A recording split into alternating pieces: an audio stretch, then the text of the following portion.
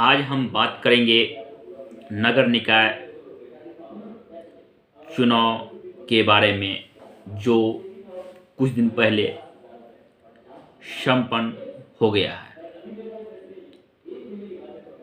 अभी तक हमारे चैनल को सब्सक्राइब नहीं किए हैं तो हमारे चैनल को सब्सक्राइब कर लीजिए। हमारे चैनल का नाम है टेक अमरनाथ। चलिए हम मुद्दे पे आते हैं।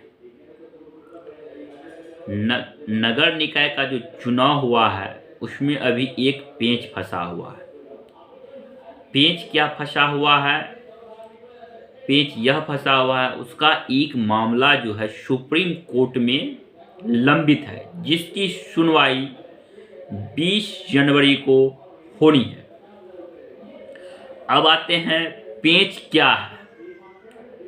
पेंच यह है कि हमारे बिहार में जितने भी चुनाव होते हैं, जैसे विधायक का चुनाव हो, सांसद का चुनाव हो, या एमएलसी का चुनाव हो, या ग्राम पंचायत का चुनाव हो, सभी में आरक्षण का प्रावधान किया गया है। आरक्षण क्या होता है तो वह जानिए। जैसे किसी वार्ड में आरक्षण दिया जाता है कि यहाँ पे हरिजन ही खड़ा हो सकता है, उसी प्रकार अति पिछड़ी का भी आरक्षण होना चाहिए था, जो कि नगर पंचायत में वह आरक्षण नहीं दिया गया। उसी का आरक्षण को लेकर के एक मामला सुप्रीम कोर्ट में लंबित है। अब आते हैं, बैक से जाइए, कुछ पीछे चले जाते हैं। जब चुनाव की अधिसूचना जारी हुई, चुनाव का पहली बार तारीख दिया गया, तो एक मामला आरक्षण को लेकर, अति पिछड़ा जो है वह आरक्षण को लेकर के एक याचिका दायर की गई हाईकोर्ट में आरक्षण को लेकर के, जिसमें हाईकोर्ट ने राज्य सरकार को कहा, आप एक डेडिकेट आयोग का निर्माण करके ट्रिपल टेस्ट करा के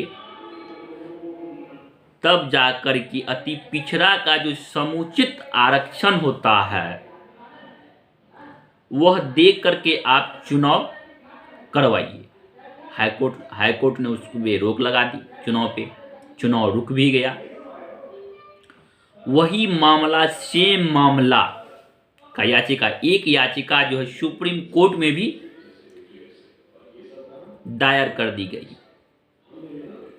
जब सुप्रीम कोर्ट में एक याचिका दायर कर दी गई तो राज्य सरकार जो है एक डेडिकेट आयोग का निर्माण किया।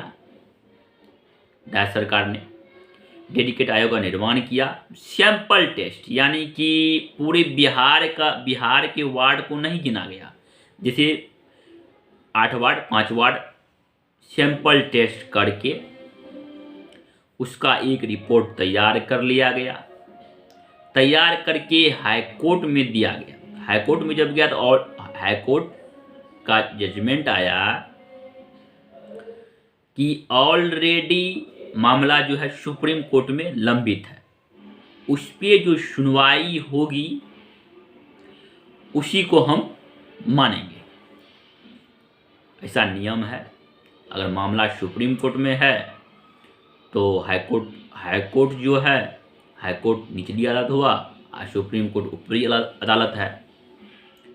तो हाईकोर्ट का कहना हुआ कि सुप्रीम कोर्ट का जो डिसीजन आएगा वही मान्य होगा। तो राज्य सरकार का वकील जो था वह सुप्रीम कोर्ट गए, वही डेडिकेट कमेटी को लेकर के, डेडिकेट कमीशन को लेकर के याचिका दिए। तो सुप्रीम कोर्ट में जो डेडिकेट कमेटी को दर्शाया गया, डेडिकेट कमीशन को जो दर्शाया गया, उसको सुप्रीम कोर्ट ने स्पष्ट रूप से कह दिया, यह जो डेडिकेट कमीशन है यह किसी भी मानक को पूरा नहीं करती। यूँ समझ लीजिए यह डेडिकेट कमीशन जो है अमान्य है, अवैध है, यानी यह डेडिकेट कमीशन नहीं है। अब यह समझिए डेडिकेटेड कमीशन जो है क्यों नहीं हुआ कमिटी, तो वह समझिए, विस्तृत समझिए। उसमें जो है वह जो डेडिकेटेड कमीशन था उसमें एक जो है रिटायर्ड जस्टिस का होना जरूरी है। वह तो उसमें नहीं हुआ। सबसे पहली बात, उस कमेटी में नहीं था। उसकी मानक है, संवैधानिक कुछ मानक है जिसको पूरा नहीं किया गया। तो सुप्रीम कोर्ट ने ऑलरेडी जो है यह बात कह दिया कि यह जो डेडिकेट कमीशन है वह अमान्य है। फिर क्या किया, जब यह चीज़ बता दिया गया राज्य सरकार के वकील को, तब पर भी राज्य सरकार ने चुनाव आयोग जो है बिहार राज्य निर्वाचन आयोग, चुनाव आयोग, वह जो है तिथि का घोषणा कर दिया, यानी 18 दिसंबर और 28 दिसंबर चुनाव की तिथि दे दी गई। चुनाव भी हो गया। तो अब देखना, यह सुप्रीम कोर्ट में जब पुनः फिर एक याचिका दायर किया गया, जिसमें सुप्रीम कोर्ट को तुरंत, यानी सुनवाई जो 20 तारीख को सुनवाई होना था, वह 18 दिसंबर से पहले एक याचिका दी गई, जिसमें कहा गया कि इस पे जो है सुनवाई किया जाए, क्या होना चाहिए। जिसमें सुप्रीम कोर्ट ने स्पष्ट कहा था कि बिहार सरकार को चुनाव करवाना है या राज्य निर्वाचन आयोग नहीं समझ रही है, तो उनको चुनाव करवाने दीजिए। हमारी सुनवाई 20 तारीख को ही होगी। अगर नियमानुसार नहीं हुआ तो उस स्थिति में चुनाव को रद्द कर दिया जाएगा, जैसे एमपी और महाराष्ट्र में किया गया है। तो अब तो 20 तारीख को देखना यह होगा क्या होता है।